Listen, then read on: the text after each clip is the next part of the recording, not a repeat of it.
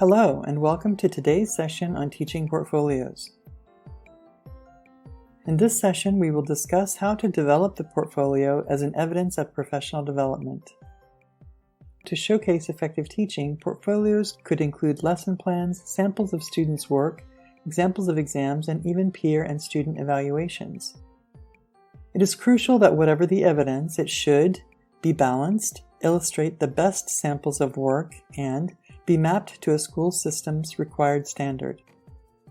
Artifacts to include in the portfolio should contain examples of teaching philosophy, instruction, assessment, learning environment, and professionalism. The last section of the portfolio focuses on a reflective summary.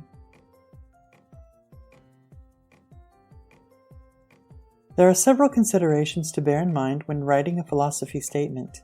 Writing concise sentences, not exceeding 1 to 2 pages, using non-technical language, using the pronoun I when writing it, including points that make the teacher stand out, giving specific examples to support beliefs and avoiding generalities, supporting and explaining the statement based on general knowledge and experience rather than citing research or adding footnotes.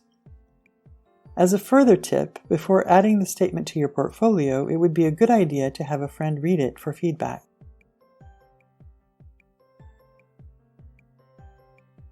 As for the instructions, evidence items should include lesson plans, a unit plan, activities that incorporate differentiated learning, enrichment activities, pictures of instructional activities or display boards, but not to include pictures of students unless permission was obtained, videos, pictures, recordings of a lesson taught, courses taken or PD activities attended.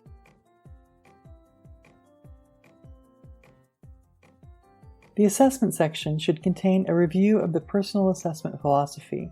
It should include how grades should be given and distributed in formative and summative assessment, teachers' approach to accommodation and modification as it relates to assessment, perhaps with an example of an assessment that has been modified or adapted to accommodate a learner. Other items such as rubrics, an example of an assessment, examples of formative assessment approaches, an example of how formative assessment has been used to guide instruction, and an example of feedback given to students and parents.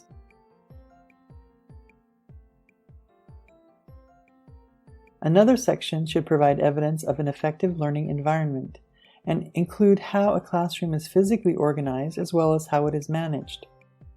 Items to include in this section are photographs of the classroom, annotated diagrams of the classroom, information on how a teacher should manage behaviors and collaborate with parents, along with some examples whenever possible, information on how to manage a student with behavioral issues or arrange a physical space for students with physical disabilities.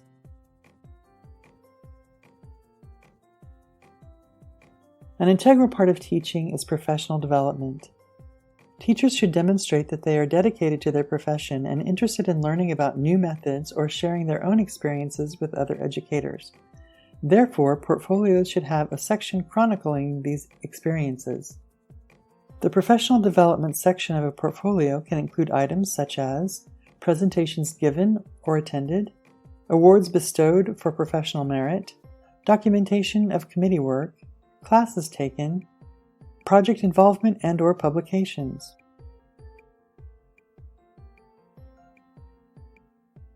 The last section of the portfolio focuses on a reflective summary. This is the part where connections are made for the readers to understand how all the previous stages are linked. So for instance, if certain goals have been stated in the philosophy, evidence of achieving those goals must be provided in the reflective summary. In the summary, teachers would need to reflect, describe and analyze each section, consider what lessons they have learned, think of what comes next as a result of those lessons, and finally provide an indication of future short and long-term goals to continue their professional development. Since no two teachers are the same, no two portfolios will be either. There will be variations based on experience, expertise, interests, and personal and professional growth in teaching. If you would like to explore more on any of the topics discussed, click on the links provided at the end of this unit.